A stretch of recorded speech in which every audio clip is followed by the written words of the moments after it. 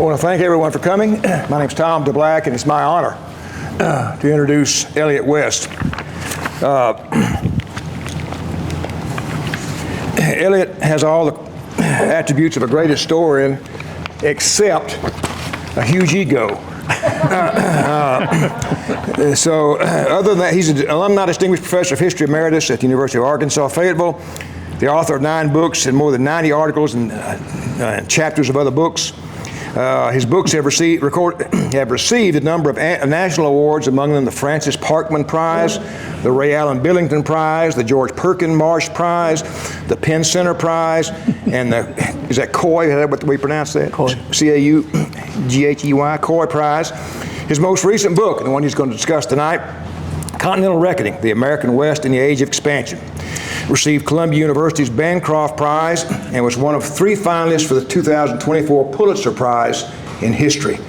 In 2010, he was one of 3 finalists for the Robert Foster Cherry Award for the Outstanding Classroom Teacher in the nation. Historian Richard Wright, another big figure in Western history, has referred to West as, quote, the best historian of the American West writing today. And I would add to that, one of the best American historians writing about anything at any time. We're going to start with Dr. West reading an excerpt, and then I'm going to ask a few questions, and at the end we'll save time for some questions from you. Dr. West. Thank you. Can you all hear me? Okay. Well, thank you all for coming here. Thanks to Cals for the invitation. Thanks to Six Bridges for the invitation as well. And thanks to my friend Tom DeBlack, I've known for 200 years. At least. This book is divided into 3 parts. It begins in the 1840s with the expansion of the United States. In a little more than 2 years, we added a little bit less than 1.25 million square miles to this country, expanding all the way to the Pacific. Extraordinarily diverse country, diverse geographically, topologically, diverse demographically, diverse culturally, socially, anything you want to measure. And it ends 30 years later, around 1880. By 1880, 30 years, in only 30 years, this extraordinary diversity had come into a kind of coherence. It had consolidated into what we think of today as the American West. We all know where the West is, sort of. We know what we're talking about when somebody says that. So what this book is really about is the birth of the West. That is the transition from this, during those 30 years, from this extraordinary Slumgullian stew of peoples and geographies to this one thing. It's ordered politically, it's ordered, has a racial and a social order to it, it's ordered economically. How does that happen? This book is about that. The excerpt I'm going to read here, brief excerpt, is the introduction to the third of those 3 parts.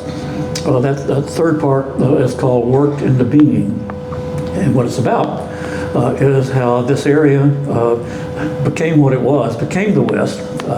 In part here, from this, it becomes one of America's great workplaces with this incredible range of opportunities and activities out there, from ranching and mining and agriculture, and freighting and railroading and all of this stuff. So I wanted to get that across, but I also wanted to try to humanize this a bit, to illustrate what was happening there by 1880, what it had become by 1880, by looking at one person's experience. So.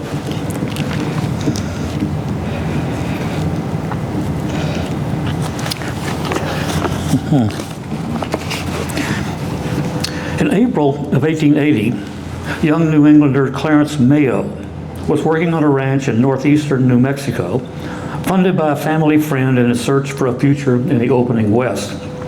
He was restless. Too many people, he thought.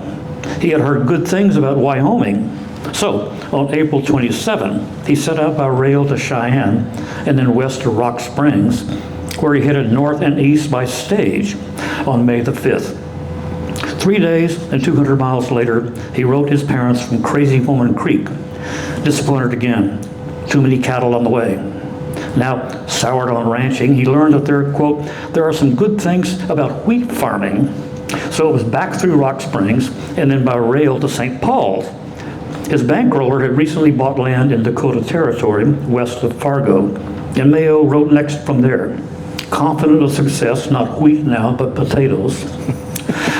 By cultivating land, quote, as level as a floor and as black and rich as a manure heap. It took him a full 8 days to discover that Plains farming had 3 serious drawbacks. It required machinery he couldn't afford, it was very hard work, and there were lots of mosquitoes. Quote, now is the time to go to Montana, he wrote home. His interest in the cattle business suddenly revived. It was very, he wrote home. And on July the 14th, he headed west. A month of silence followed. On August the 15th, he wrote his mother of making it as far as Bismarck before switching course. Word was that Montana was badly overdone. Once again, too many people, too many cattle. And besides, he heard that the winters were awfully rough. So he had turned south, and now he was in the mining town of Saguache at the top of Colorado's San Luis Valley. Are you surprised? He asked his mother. She probably wasn't, nor by his letter of September 9 and his menu of possible career paths. A hardware merchant, a grocer, raising hay, raising sheep, raising oats, raising mules. None, however, seemed to fit. And on October 3rd, he wrote to announce the final decision for his life's calling. He had founded the Saguache, Colorado Brass Band. He would take up the cornet and become a professional musician. I think today we would say he had attention deficit disorder, I think. Anyway, the point I wanted to make there, again, was this how within just 3 decades, this remarkably diverse place had cohered into this new economy, new way of life. Okay. Dr. West, as I was preparing for this evening, I realized that our generation, and the generation of many of you out there, who came of age in the 1950s and 1960s, more than any other generation in modern American history, grew up with the West, because the Western was the dominant form of TV show throughout that 2-decade span. I compiled a partial list. Bonanza, Gunsmoke, Maverick, The Virginian, The Rebel, Have Gun Will Travel, Cheyenne, Sugarfoot, The Lone Ranger, The Cisco Kid, The Gene Autry Show, The Roy Rogers Show, Death Valley Days, Wanted Dead or Alive, The Adventures of Rin Tin Tin, Annie Oakley, Zorro, Wagon Train, Tales of Wells Fargo, Tombstone Territory, Bat Masterson, Lawman, Rawhide, The Virginian, to name but a few. So we formed an image of the West from those TV shows that we watched. And what I wanted to ask you was, what was wrong with that image? Gosh, where to start? The first thing to say, I think is that those images have an appeal for very good reasons.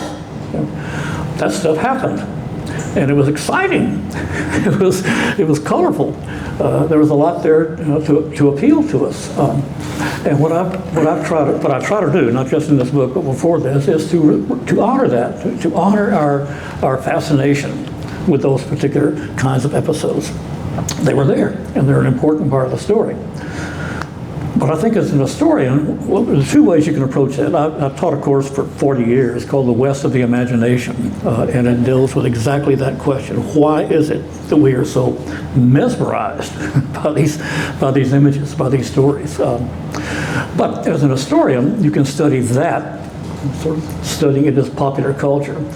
But of course, the main job of an historian is to try to tell the truth, to tell an accurate account of what happened as best as we can reconstruct it. So, in doing that, what I try to do is to, as I said, to honor our interest, our fascination with that by talking about why it is. What was it about this, that has such an appeal to us? But at the same time, first of all, to complicate it. Ranching, cowboying. Yeah, there are good reasons that we're fascinated with that. But How many of us know that ranching in these years was one of the most highly corporatized businesses in the United States? You know, there were something like 300 ranching corporations out on the Great Plains. So our image of the lonesome cowboy out there misses the point. This is a reflection of the rise of corporate America in the latter part of the 19th century. Same thing can be said of mining, of agriculture. There's so much more to this once you get into it that, first of all, it complicates the story in delicious ways. But secondly, once you begin to recognize those complexities and to put them in the full historical story, they become a kind of a mirror of American life at that time. They can teach us so much about what was going on more largely in the country. And one of the fundamental ways that these images are wrong is that they give us the impression of the West as this other place, right? It's this place out there. There's a book on this. The title is The American Elsewhere. Not a great title. The American Elsewhere. The image that we have, this is somehow apart from, you know, what's going on in the country. Well, the fact is absolutely opposite of that. The West is this demonstration of what was happening, the kind of developments that were occurring in the United States during these years. And that's what I try to do in this book, is to treat the West as this reflection of what was going on largely in America. I want to follow up on that in this discussion about the cowboy. This is the introduction to chapter 16, Cattle in the New American. I just want to read a little of this because it's so beautifully written. For many people across the world, the cowboy is the American West. His imagined virtues sum up the region's best qualities. His work seems the essence of frontier skills and self-reliance, and his supposed hard-living ways embody the West's rough, appealing edge. The cowboy's notoriety came late, only as episodes associated with him, the cattle drives and the beginning and rise of plains ranching, were over or coming to an end. But during the 20th century, he became the preeminent figure in Westerns, the distillations of the region's evolving mythic meanings that had begun to take form with expansion. The cowboy of celluloid and pulp paperbacks, the lone rider and habitué of saloons has been a great boon to global amusement. But for history, not so much. The mythic cowpuncher has blinkered our understanding of one of the most revealing episodes of its age. You touched on that just a bit there, but you want to elaborate on that a little?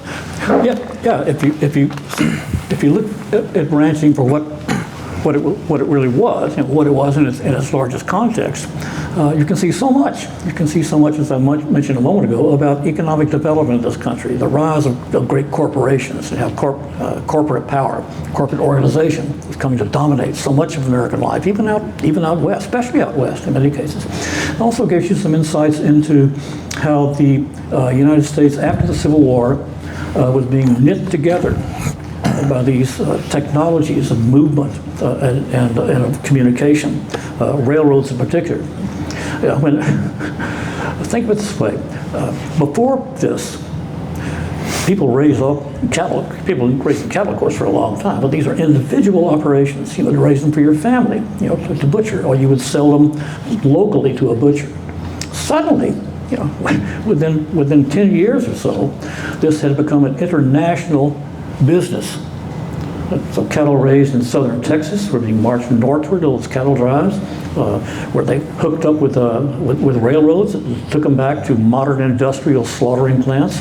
Then the processed meat then was distributed over this same network of rails. After a while, it was with the development of freezer cars and freezer ships, it becomes an international business. People sitting down to eat beefsteak in Liverpool, England, were eating steak from cattle, born in Texas, raised or fattened up in Iowa before they were sent across. And next to that, they have bread, wheat, that have been grown in the Central Valley of California and then shipped 17,000 miles around Cape Horn to be turned into bread for the people of England and of Europe. So it's an illustration of how the world was being knit together into this global system. We're talking about, of course, is global shrinkage. We're talking about the shrinking of the world, this, what we think of as a modern phenomenon that began back then. And once again, the West is just a prime illustration of exactly that. At the same time, cowboys were tough guys. It was hard work. They were very independent. Very independent. I personally would not have gone back there and told and pointed out to a cowboy that he was part of a corporate enterprise. Sort of, wouldn't want to do that. Wouldn't want to do that. So the image is based to a degree in reality. And you say at the end of that selection something to the effect this industry emerged, grew, and was poleaxed within about a very brief period. That's right. The things that we associate with the cattle drives, for example, 10 years, and then they're over. The kind of ranching that we associate with sort of lonesome cowboys, that was over, by the turn of the century. But because there's something about that, that sums up, as Tom read in that excerpt, sums up what we want the West to be, we want ourselves to be, and when we project that upon the West, that's what's persistent. Shift gears a little bit and talk about manifest destiny. I think anyone who ever took a course in U.S. history talks about manifest destiny. But you say prior to 1848, there was nothing manifest about the destiny of the country at all. And then comes something you call the Great Coincidence. Talk about that a minute. Okay. Tom said we associate manifest destiny with the idea that the United States, this country, was destined, was fated to expand to the Pacific and to dominate, to create this coast-to-coast nation, and to dominate this nation would dominate the Western Hemisphere. That was seen as sort of in the books. This is what this fate was having. If you look at it more closely, in fact, what expansion did, it almost destroyed this country. What was seen predicted at the time as something that would bring this nation together and create this powerful unified nation, almost destroyed this nation. Most obviously in leading up and how it helped to lead up to the Civil War. But what's critical to understanding the dynamic of all of that was thank you, what I call the Great Coincidence. This is incredible. It's got to be the greatest coincidence in American history. As I said, the United States added 1,200,000 square miles over about 28 months and 15 days, from 1845 to 1848. That process was completed with the Treaty of Guadalupe Hidalgo that was in early February of 1848, right? February 2nd, 1848. On January the 26th, 1848. That was 9 days earlier, about 200 hours before Nicholas Trist initialed this treaty that gave us the far west in California. James Marshall on the American River in North Carolina, they were building a mill, and he was out there inspecting the mill site and looked down and saw this little shiny thing.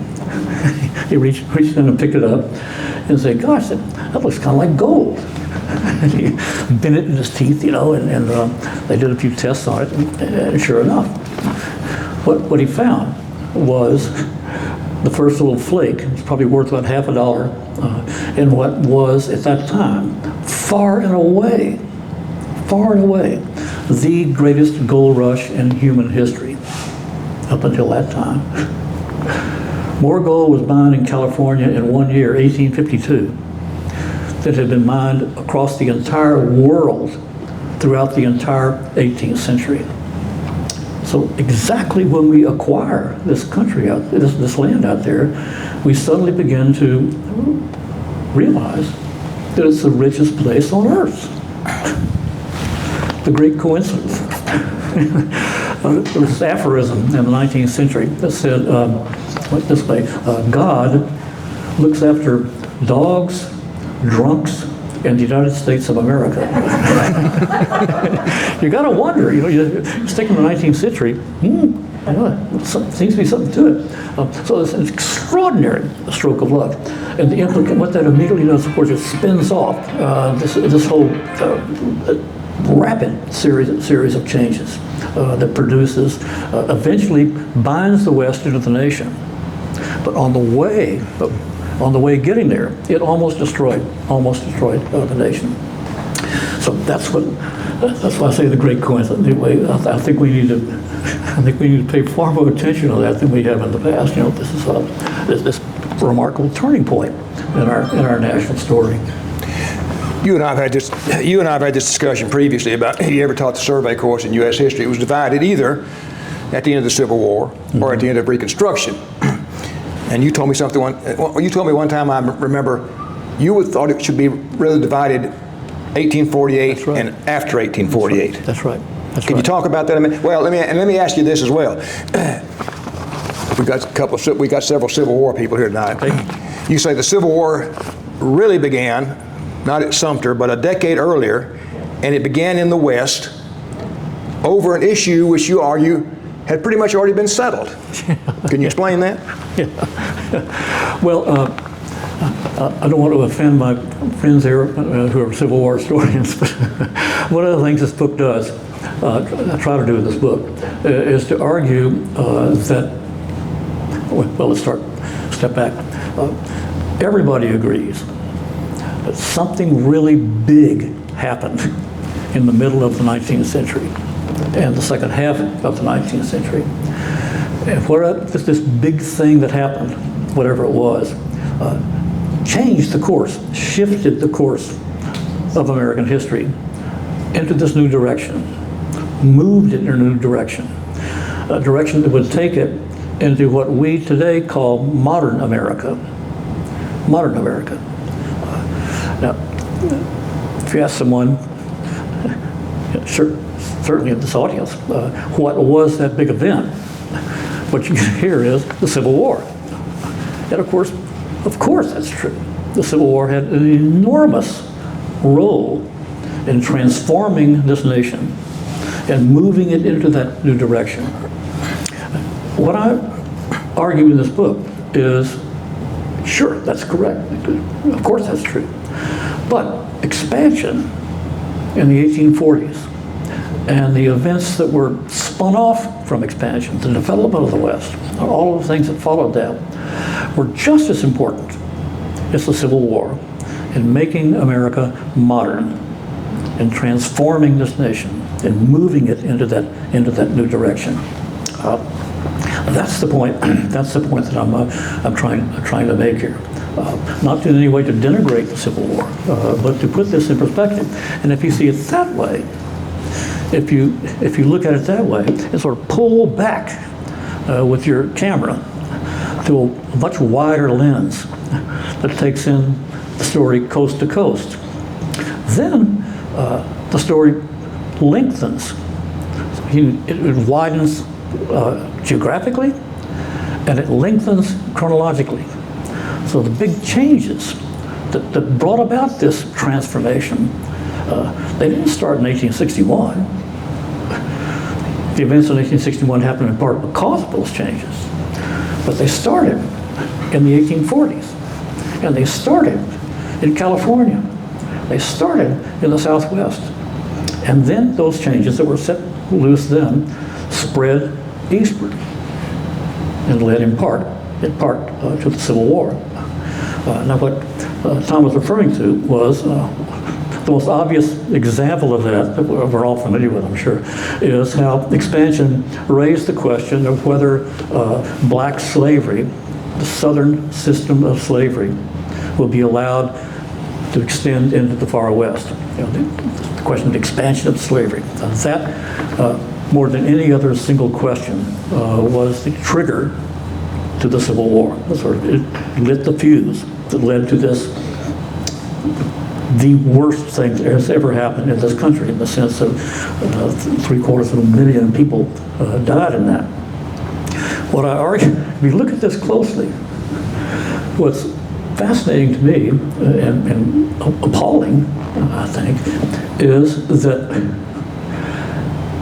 as this issue of the expansion of slavery is deepening the division, is increasingly setting northeast against southeast, and dividing this country to the point where they finally start killing each other. That question, if you ask the question, what were the actual chances, what were the, by the 1850s, what were the actual chances of Southern black slavery being transferred, being moved into the West? And what I found is zero. This was a completely invented issue by that time. So thus that line that Tom quoted, this country went to war with itself, almost destroyed itself over a question that was already answered. It's a fascinating but a very disturbing thing to study. And the more you get into it, the more complicated it gets. But I think it's something we need to recognize. Nothing else, you can ask yourself today, what happens when people, we're a pretty divided country right now. What happens when these divisions get to the point where you simply stop talking to each other? And when you look at it more closely, well, these are questions that are not really important at all. It's the division itself. It's the passion around those divisions that's the danger. And to be clear, this had nothing to do with the fact that Westerners were more compassionate or humanitarian. They were just attached to free labor, and they didn't want black slaves, and many of them didn't want free blacks. This is another misconception we have. We know, of course, that California, for example, forbids slavery. The so-called free soil movement, forbidding slavery in the West. And somehow, we understandably, we see that, and we think, okay, that means that they were sympathetic to African Americans, whereas it was precisely the opposite that was true. The West was dedicated to white supremacy. So in Oregon, for example, Oregon Territory created in the 1840s. Oregon Territory formed its first territorial legislature. One of the first things that this legislature did in Oregon was to forbid slavery, saying no slaves. Right after that, Oregon passed, the territorial legislature passed a law forbidding the admission of free blacks and requiring free blacks who were already in Oregon to leave within a certain amount of time, or they would suffer public whipping. What they were trying to do is to, in this new country, to keep it white. That was partly, as Tom said, for economic reasons, free labor. These were independent farmers from the Midwest who were going to go out there and take advantage of this opportunity. And they didn't want to compete with slave labor. They said, there's no way you can win against a plantation in this. So they're opposed to slavery because it was an economic challenge. But they were also opposed to it because that would mean black people being taken west, and they didn't want that. They wanted a white West. So it's something, there's so much of this when you get to sort of peel it down and get a closer look at it. It's very, very interesting, but a lot of it's disturbing. Things you don't want to believe, but there it is out there. The percentage of African Americans in the West, looking at it region by region by region, far and away the smallest percentage of black population in the West, lower than New England, because for exactly all those reasons. Now that's not to say they're against slavery. They had other kinds of unfree labor. It wasn't the kind of legislated slavery that you found in the South for blacks, but enslavement of Indians, enslavement of Hispanos in the Southwest. So one of the things that expansion does, it was it's trumpeted as, expanding democracy, expanding individual freedom, whereas in fact, the practical result of it was the increase of unfree labor in the West. Not a happy part of the story, but there it is. Well, now that you've upended our notion about the Civil War, you also talk about Reconstruction, and you advocate for what you call a greater Reconstruction. Can you explain what that means? The greater Reconstruction, yeah. Well, gosh, we all know what the term usually refers to. Reconstruction typically refers to the period from 1865, some say 63, to around 1877 and 1880. It was that period when the defeated Confederate states were reunited into the nation. When the older republic that had split apart in 61 came back together. So it's the sort of the reunification. In that sense, this is this geopolitical event, bringing the Southeast and Northeast back together into a single policy. But Reconstruction, when you look at it a little more closely, was more than that. When you look at it in the East, it was three things. That was that first point. Secondly, Reconstruction saw this dramatic reordering of national authority and power. We live, of course, under a federal system. What happens during Reconstruction is the relative authority and power shifts dramatically from the states to the central government. So in other words, the second thing about Reconstruction is you see the rise of a powerful, increasingly powerful central government involving itself in far more ways, expressing itself in new ways. The third thing is that during Reconstruction we see this redefinition of citizenship. The old question, who is an American? Who do we let into the American household? Right? Who do we let at the door? Right? The most obvious expression of that during the usual idea of Reconstruction is, of course, emancipation. 4 million bondspeople are freed and begin on this very choppy, incomplete transition into citizenship. So it's Reconstruction is the geopolitical. It's bonding these two parts together. It has to do with the shift of power to the federal government. It has to do with changing the idea of who is an American, expanding the idea of citizenship. But once again, if you pull back to this wider lens and you look back to the expansion of the 1840s and then you trace that forward, what you see is that those questions begin in the West.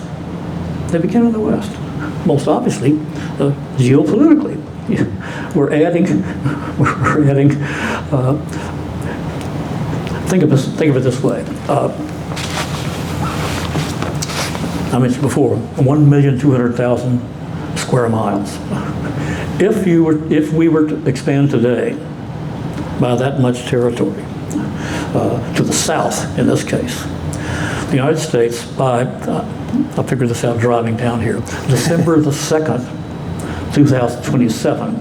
By December the 2nd, 2027, the United States would expand we would include all of Mexico, all of Honduras, all of Nicaragua, all of Guatemala, all of Central America, and about 1/2 of Colombia,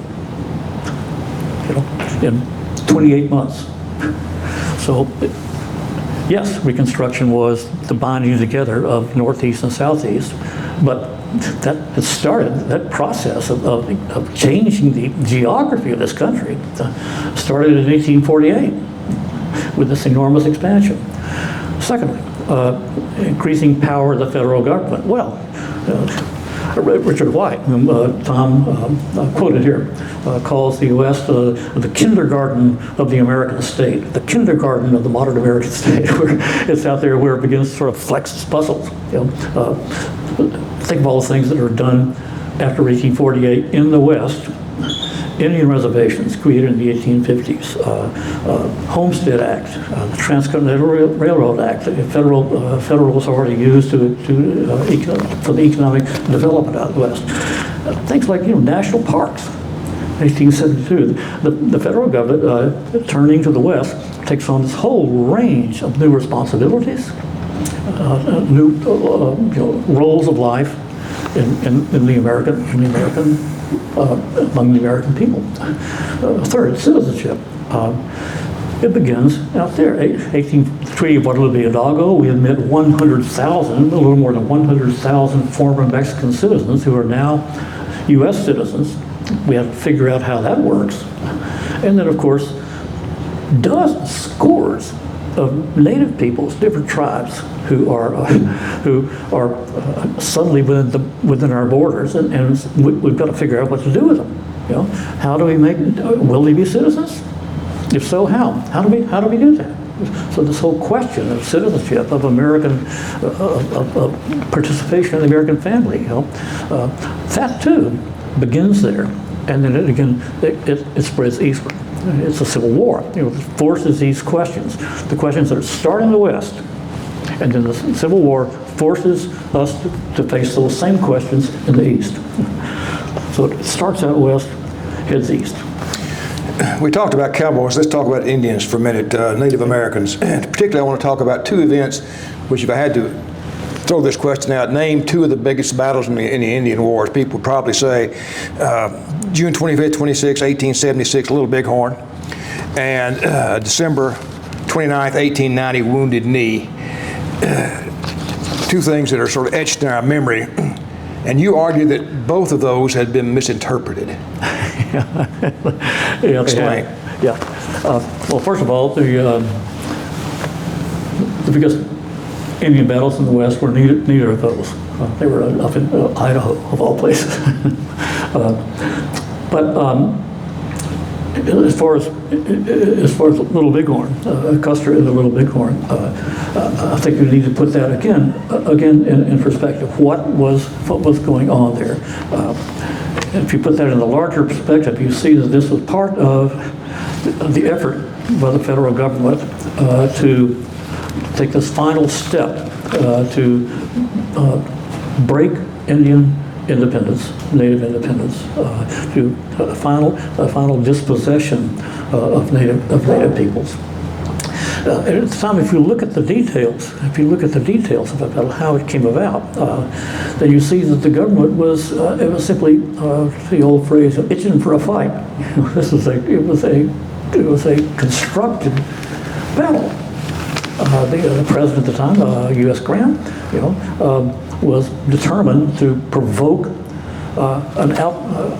resistance from the Lakota people and the Northern Cheyenne people, Western Sioux people.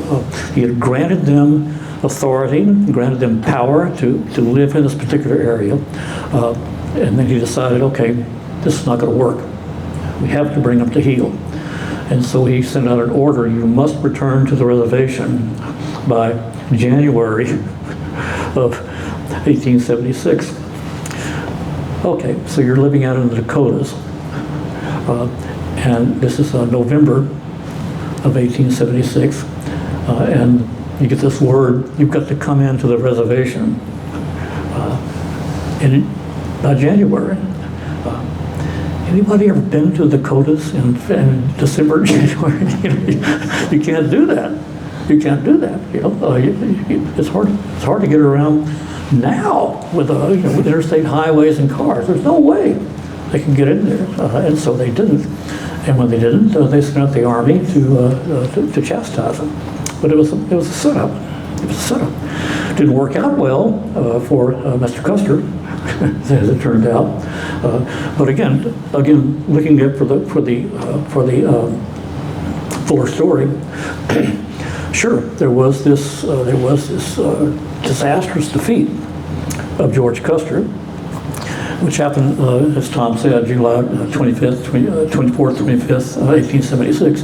The word reaches the East. It took them, a couple of days to discover the disaster. and the word had to be transmitted up to these steamboats on the Missouri. By the time it got down to Bismarck, the word spread out through the telegraph to the rest of the country. When was that? When was that? July 4th, 1876, the 100th anniversary of the Declaration of Independence. And so this immediately became this cause célèbre. So it triggers this terrific response against the Sioux. So while we're fascinated, our attention is drawn to Custer's death and the loss of the Little Bighorn. Dr. West, we often see this as the zenith of Indian power, correct? Yes, that's right, and it's also, of course, it's that then crushes, leads to the crushing of Indian power, because the government says they're taking advantage of this to unleash its full force, including next year, 1877. I've written a book on this, on the Nez Perce War. People who have been our allies for 75 years, we forced them into a war to defeat them. The government takes a decision. Okay, this is it. We're going to bring everybody to heel. That's the real importance of the Little Bighorn, the end of that process. And then Wounded Knee, we tend to see as, well, that's it, end of the story. Right, right. And it's not. And of course, well, that's a whole fascinating story in itself. And again, it has to do with public perception, what this country needed it to be. In this case, the death of Sitting Bull, of course. Anyway, again, you can separate sort of the mythic event, what the nation needed to see, wanted to see, and the larger context of what was going on. I'm going to open it up for questions. If you'll raise your hand, and I'll bring the mic to you.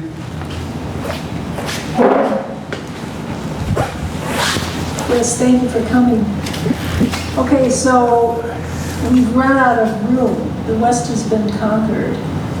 How do we redefine ourselves? The Greenland and Canada are looking pretty good right now.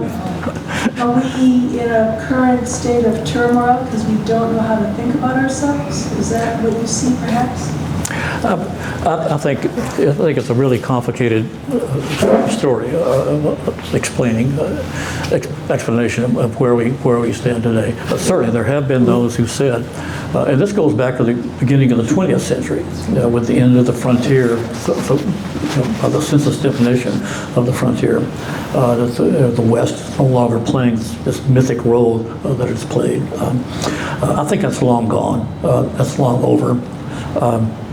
I grew up in Texas, but of a deep Southern family, and it wasn't really until I went into grad school and started studying Western history that I began to know the West really in any detail. And the West, the West has been a modernizing force for a long time. It's been a long time since the West has played that mythic role that we associate with it. So I think we need to again separate what we would like the West to be in this term, sort of defining the American character, from the West it really is.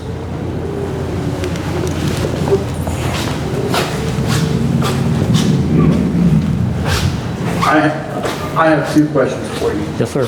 The first question is, what source sticks out in your memory that helps prove, or not prove, but helps substantiate your thesis? Is there a source that you can point to, or that you can recall that helps substantiate your thesis, your overall thesis? And secondly, I noticed that the University of Nebraska published your book, and that it's a part of a series. And your book is the second Bancroft winner of this series. Is there something about the series or the American West that just draws, winners? Or First question: was there one single historical source? No. researching and writing this book has taken well more than 20 years, and in a way, on and off, and in a way it goes back 50 years when I've been studying this. So what I tried to do in it is to try to bring together all of this material that I've gathered over a long, long time from many different sources. I've visited certainly every major archive dealing with Western history, and many smaller state archives, and many local archives.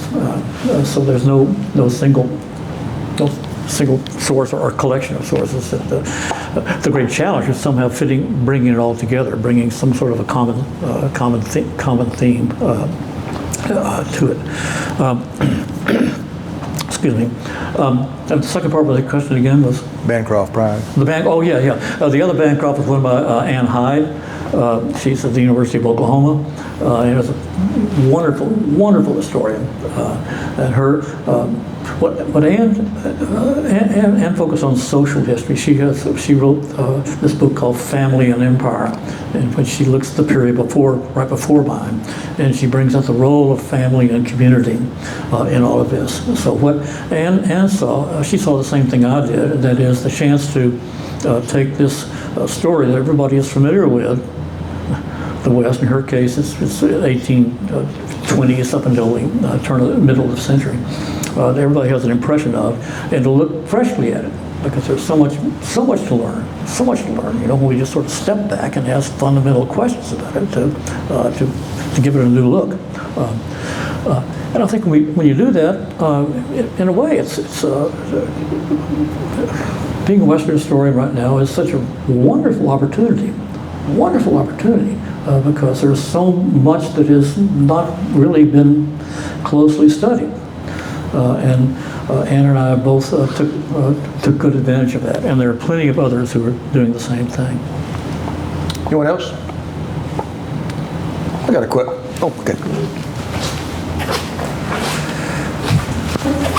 What you see is the reason for the decline of the American bison. What happened to the bison, right? Well, it's a great.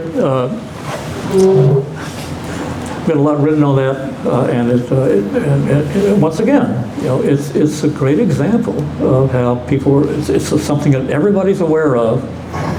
I mean, this has got to be, arguably, I think, the greatest example in the public mind of sort of environmental misbehavior in American history. The near disappearance, near extinction of the plains bison, which declined from somewhere around 24 million around 1820 to fewer than 1,000 by the middle of the 1880s. I figured this out. It's like a decline of 99.9999996% during that period. Why? How did that happen? The image that we have, of course, is of those bison hunters, those white hide hunters, right? You've all seen photographs of those, killing them, and they slaughter them and leave the meat and take the hides. And you often hear this, that this was done at the behest of the federal government. That the government decided the way that you defeat Indians on the plains is you destroy the bison, because the bison is the economic basis of their whole way of life. You take away, you close the grocery store, and they have no choice but to submit. Both of those are misconceptions. And the second one is absolutely wrong. In the first place, the decline of the bison happened over a long period, over a considerable period of time. The first decline, probably by about half, from 1820s into the 1850s, drops from about 24 million to about 12 to 15 million. That was done primarily by Indians, overhunting by Indians, because they became caught up in this, once again, this international system of commerce, the same thing that helps us understand the ranching industry later. In this case,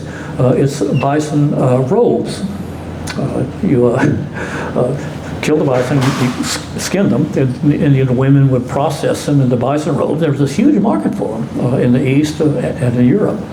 Bison tongues, which were sold as food. And Indians saw this as this great opportunity, and it gave them this unprecedented affluence. I mean, made a lot of money. You know, the Kiowa leader Satanta lived in this huge lodge. You know, it had New England carpets on the floor. It had coffee from New Orleans ground in New England coffee mills. And when he had guests, when Satanta had guests, he would call them to dinner by stepping outside of his lodge and blowing on a French horn. So, where does that come from? You know, they had all kinds of money from this trade. So what you see is, you know, this is Indians being caught up in the same phenomenon that you saw across the West of people overusing resources for their own economic reasons. And then, we know exactly the time, 1872. In 1872, this changes again. It's the 1870s. America is in the midst of industrialization. There are factories being built all around the country in the East, and factories being built in England and in Europe. Those factories need a lot of leather. You don't think about that, but this is before synthetics, before rubber, before any of that. And so leather was used for belts, gaskets. So there's this voracious demand for leather. Most of that had been met by cattle, especially cattle raised in Argentina. Around 1870, that was about gone. You know, they had used all those cattle up, so they're just starving. Where are we going to get the leather? So in 1872, a couple of guys sent bison hides back east to these leather factories and said, "Will this work?" And they worked with them and said, "Yeah, that'll work." So suddenly there is this bottomless demand for bison hides, not for robes now, but for leather. So you don't need to process them, you just need to skin them, right? Stack them up, send them back east. And so the bison population drops from about probably 12 million in 1872 to about 1,000 10 years later. So, you know, in effect, you know, the factories ate the bison. But it wasn't the government. You know, the government, the army thought this was great. This is great. You know, they applauded. They were certainly in favor of them doing it, but nobody was ordering them to. You know, it was the market economy. The market economy has been working first with the Indians, and now in this industrial system. So, but it wasn't set up by the government. Think of it this way: if the government had decided to defeat the Indians by slaughtering the buffalo and sent out the word for that to be done, and then it follows that the buffalo were nearly annihilated, that would be the only time in all of American history when the federal government worked that efficiently. You know, the government's not that good, you know, at doing this stuff. The market, that's good at it. Right, that's right. Funny. Questions?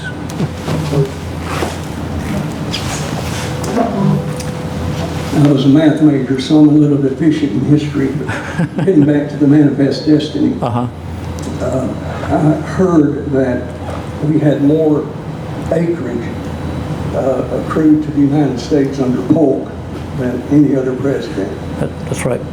Okay. If that's true, then and he was kind of aided in Manifest Destiny by Senator Benton.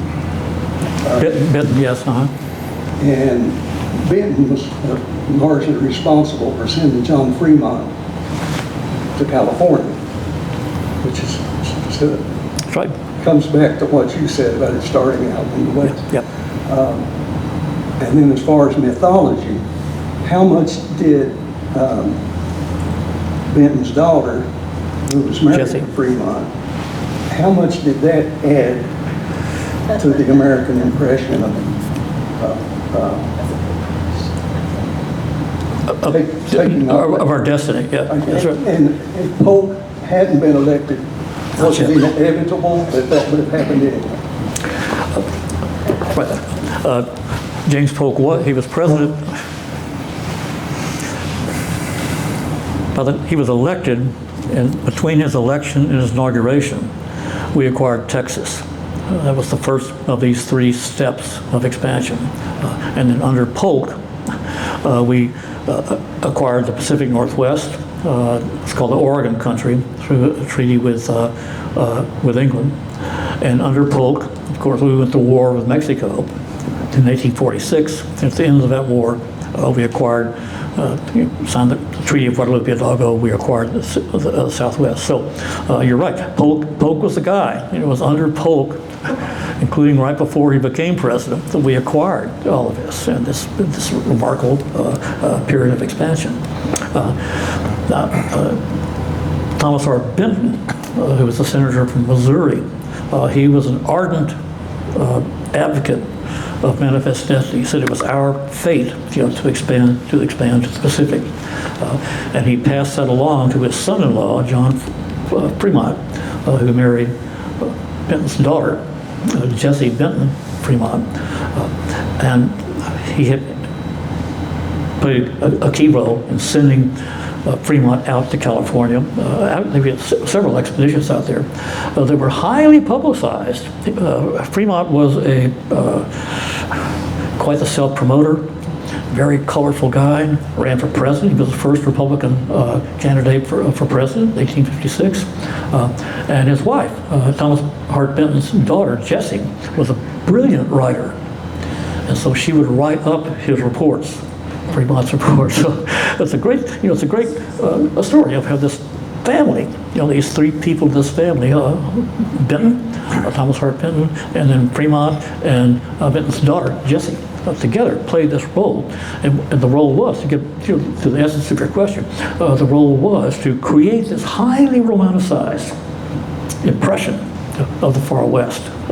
And so to sort of promote the idea, this was a fabulous country waiting to be taken, and we were the ones to take it. We have this superior society, superior form of government, superior racially. There was a very strong racial component to this. We were destined by all of this to go out there. And that family had a key role in creating that sort of that kind of an image that led up to expansion. Got time for one more. Anyone? Oh.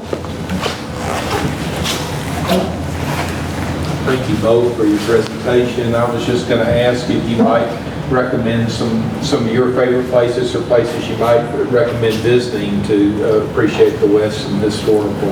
Oh, golly. Concept. Oh, boy.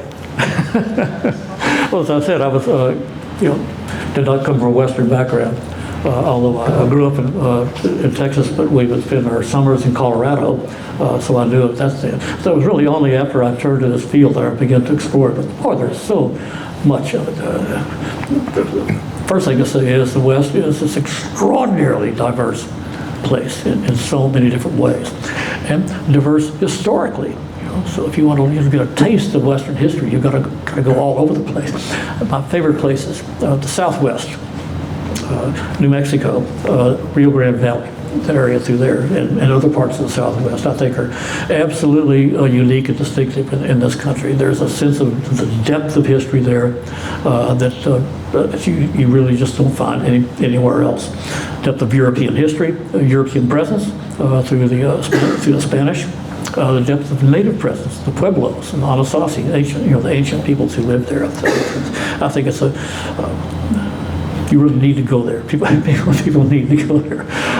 My earliest fascination was in the Rocky Mountains. And there are all kinds of places in the Rockies I think you need to go to explore exactly that.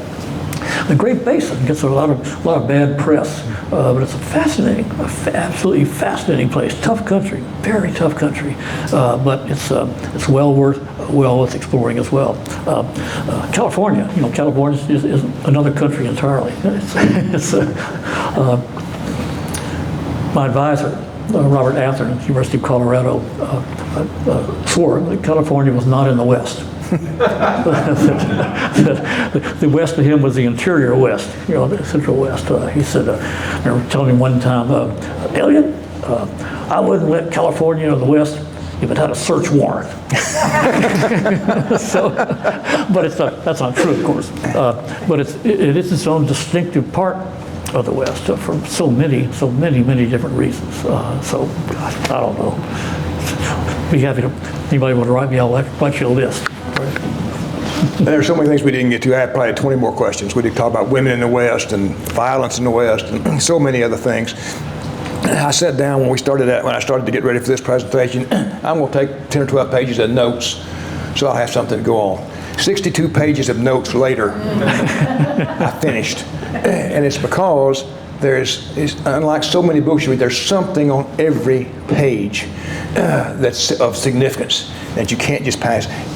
I would strongly urge you to buy this book, not because Dr. West is doing fine, he doesn't need the money, but do yourself a favor and buy a copy of this book. And I just want to say thank you to Dr. West, one of the truly great historians of our time. We're very fortunate to have him here this evening. Thank you so much.